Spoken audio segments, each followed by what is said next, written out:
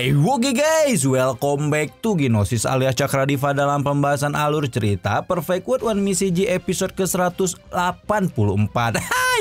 Nah, seperti biasa kita review dulu pembahasan di episode sebelumnya yang menceritakan bagaimana adegan push rank yang terjadi antara Xiao dengan King Yi featuring Yu-chan, dimana untuk mengatasi Yu-chan yang terus-menerus ingin menelan kesadarannya, King Yi pun memanfaatkan kegantengan dan kepakboyan lakinya untuk membuat Yu-chan merasakan kenikmatan dan kehariman yang belum pernah Tuan Putri Aula Butian itu rasakan seumur hidupnya. Dan benar saja, setelah dipaksa bercocok tanam dengan Xiao, Yu-chan langsung merasa dirinya ternoda dan akhirnya memutuskan untuk mengurungkan niatnya mengakuisisi tubuh keduanya. Nah, di episode kali ini kita akan melihat bagaimana kondisi tiga muda-mudi pasca mabar dan push rank berjamaah, di mana Xiao tidak bisa menikmati sensasi kenikmatan itu lama-lama karena harus membuat perhitungan dengan koalisi oposisinya yang sudah bertingkah sok keras dengan menyakiti teman-temannya dan bertarung dengan putra suci kegelapan, Jundao, dan raja kuno kerajaan surgawi sampai dengan putra suci kuno dari kuil ilahi. Gimana cerita selengkapnya? Langsung aja kita terobos.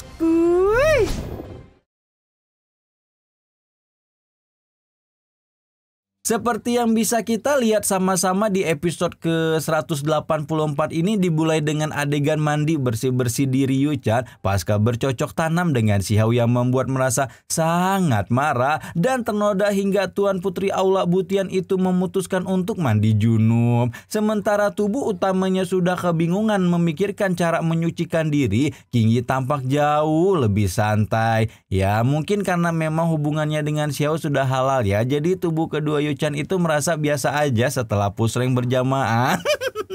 Sementara itu di sisi lain, Xiao sebagai satu-satunya laki dalam geng mabar sedang merenung dan melamun memikirkan apa yang harus dia lakukan setelah bercocok tanam untuk pertama kalinya dengan King Yi maupun Yu-chan.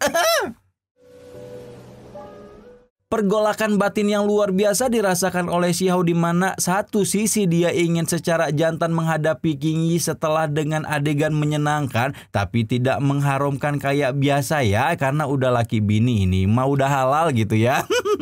Nah, meskipun udah halal, Xiao sendiri memahami bahwa hubungannya dengan King Yi bukanlah sesuatu yang didasarkan atas cinta, dan hal itu jelas membuatnya merasa canggung untuk bertemu dengan istrinya Tain Yutu yang udah dispil tipis-tipis sama si Batian tapi masih enggak modal. Jelas semakin pinishirin dan meminta Xiao untuk menjelaskan sendiri apa yang sudah pemuda fuckboy itu lakukan kepada tetehnya. Namun belum sampai Xiao melakukan apa yang diminta Tain Yutu, sebuah angin kencang menghembus ke arah mereka hingga akhirnya berubah menjadi 3 anggota geng motornya yang langsung dalam keadaan terluka parah.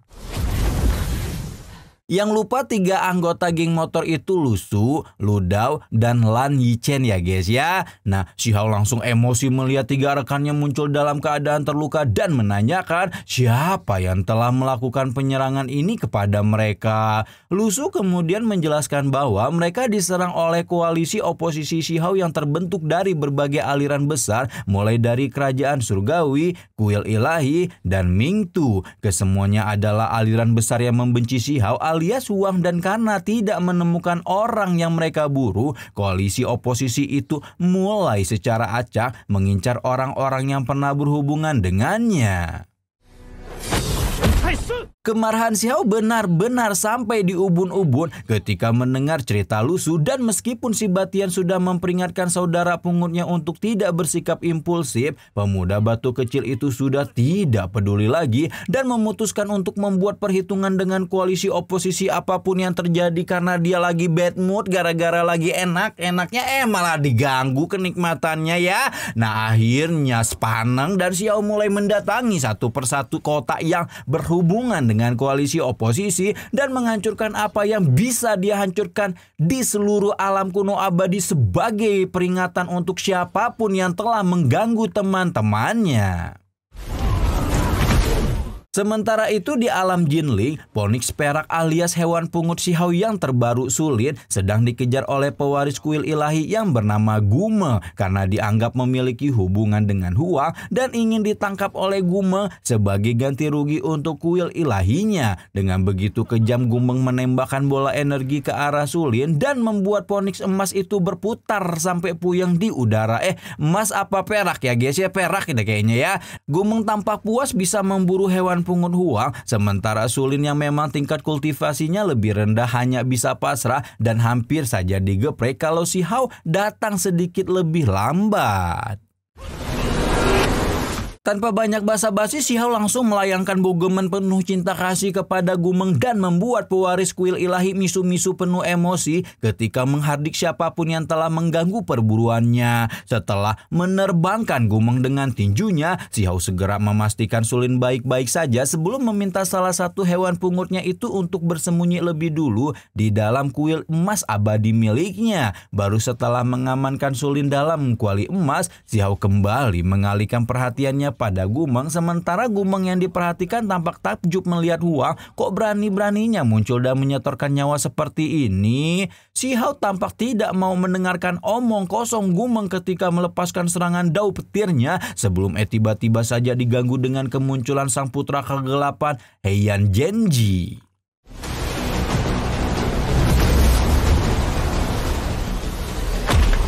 Heian Genji muncul dalam bentuk raksasa ketika memperingatkan Shihao bahwa Raja Iblis itu tidak akan bisa terlepas dari hukuman surga. Ketika itulah Heian Genji mengayunkan lengannya dan membuat semacam energi gelap menyelimuti tubuh Shihao hingga membuat pemuda batu kecil itu kesulitan bergerak. Mumpung Shihao telah ditahan oleh energi gelap Heian Genji, Gumeng pun segera memanfaatkan kesempatan ini untuk melemparkan tombak dewanya ke arah Shihao. Shihao berhasil memblokir tombak tersebut, namun ternyata orang kuno dari kerajaan surgawi yang kita sebut aja dia Bambang sudah menunggu kesempatan untuk menyerang Huang. Tapi ternyata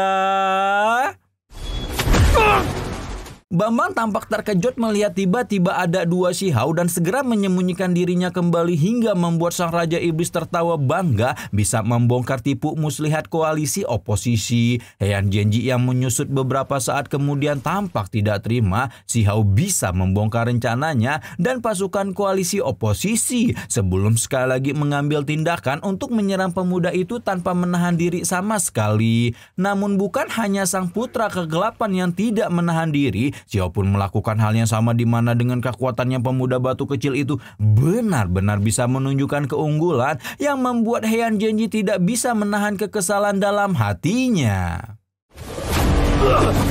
Heian Genji yang tidak bisa menahan rasa penisirin pun akhirnya bertanya kenapa Shihao mengetahui rencana mereka, sementara Gumeng semakin marah-marah ketika memahami bahwa Shihao hanya mengirimkan tubuh roh untuk menghadapinya. Shihao tertawa-tawa dan berkata-kata bahwa mereka masih belum layak untuk melawan tubuh aslinya. Melihat sikap Shihao yang sangat jumawa, Heian Genji memperingatkan sang Raja Iblis bahwa bukan hanya dirinya lah yang memiliki energi abadi. Ketika itulah Heian Genji mengaktifkan energi abadinya dan memanggil keluar tripod kuno misterius yang membuat Shihao turut mengaktifkan energi abadinya sendiri ketika memblokir serangan Heian Genji dengan begitu mudah. Melihat bagaimana Shihao mengatasi Heian Genji dengan sangat mudah, kini Gumeng jadi merinding remang-remang bulu ketek dan memahami jika sepertinya keopean Huang ini jauh lebih menakutkan dibanding apa yang diberitahukan Jundao kepadanya. Akhirnya Antek Dajjal kuil ilahi itu pun berusaha untuk melarikan diri meskipun jelas usaha itu tidak akan terlaksana dengan mudah karena Shihao sudah berambisi untuk membiarkan orang-orang yang telah melukai teman-temannya mengalami kematian yang menyakitkan. Shihao sama sekali tidak mempedulikan Gumeng yang memohon pengampunannya ketika menarik keluar pedang guntur dan merobek leher pewaris kuil ilahi itu dengan sangat kejam.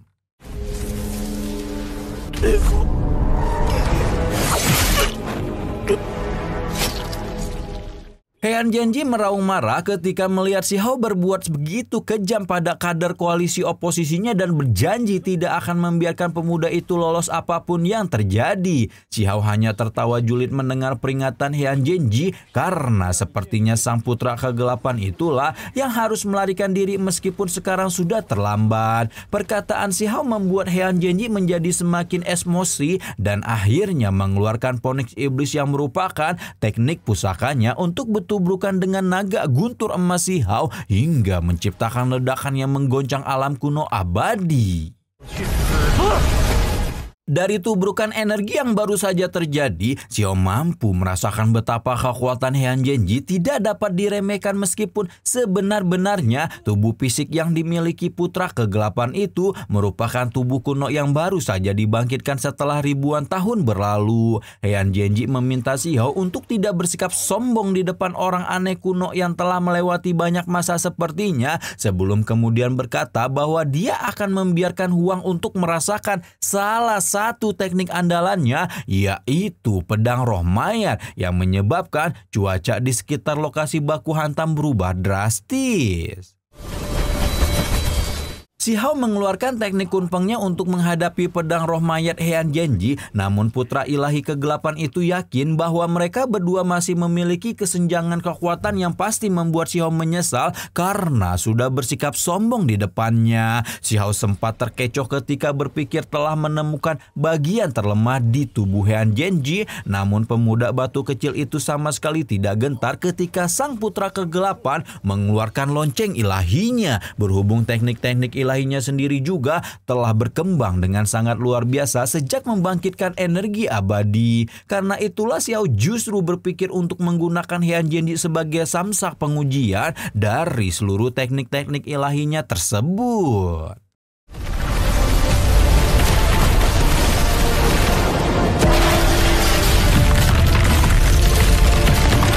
Namun sudah banyak omon-omon sedemikian rupa dapat kita lihat bersama-sama bagaimana kekuatan Si Hao memang lebih OP dibanding Heian Genji. Sehingga berapa kali pun orang aneh zaman kuno itu mengajaknya beradu pukulan, Raja Iblis yang viral di alam atas itu masih akan terus menunjukkan keunggulannya. Sudah mulai bosan bermain-main, Si Hao pun menarik keluar pedang gunturnya dan mengayunkan pedang emas yang cemerlang itu berkali-kali ke arah Heian Genji hingga membuat sang putra kegelapan mulai melompat ke sana kemari untuk menyelamatkan hidupnya sendiri.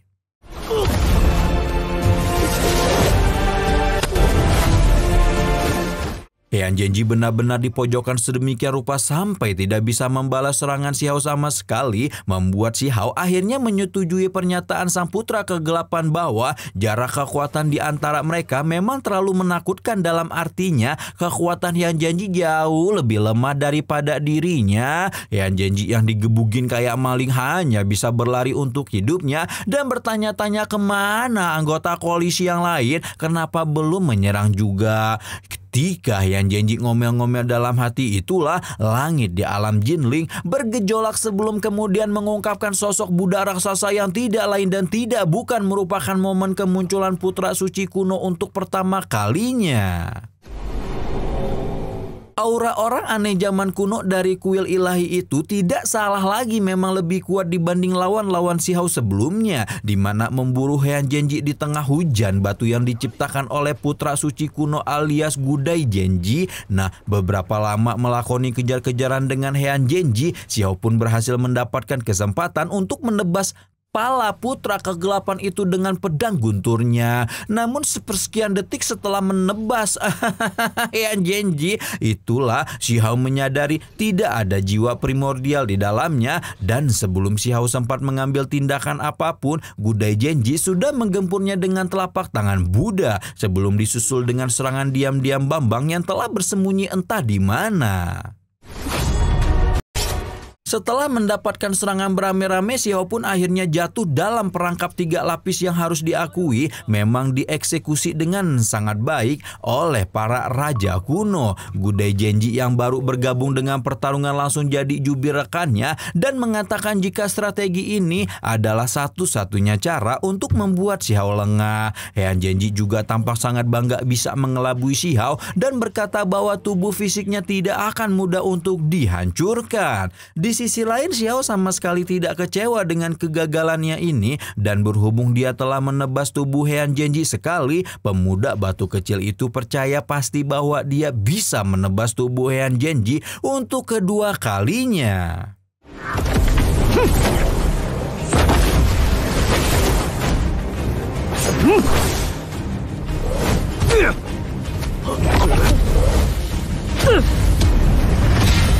Xiao sama sekali tidak menahan diri ketika meledakkan energi abadi di tubuhnya sebelum kemudian mengejar mangsa pertamanya, siapa lagi kalau bukan sang putra kegelapan Heian Genji. Heian Genji sekali lagi memanggil tripod kuno misteriusnya untuk menyerang Xiao. Namun tampaknya Xiao sudah mengetahui rahasia di balik tripod tersebut dan menemukan jika tripod itu memiliki hubungan dengan tubuh fisik sang putra kegelapan. Tanpa menunggu lama, Xiao segera menghancurkan hubungan spiritual yang terjalin di antara Heian Genji dengan tripod misteriusnya sebelum kemudian mengumumkan bahwa dia akan mengakuisisi tripod tersebut dan bertanya apakah trio Wek-Wek sok keras di depannya ini memiliki harta ilahi lain yang ingin mereka bagi-bagikan.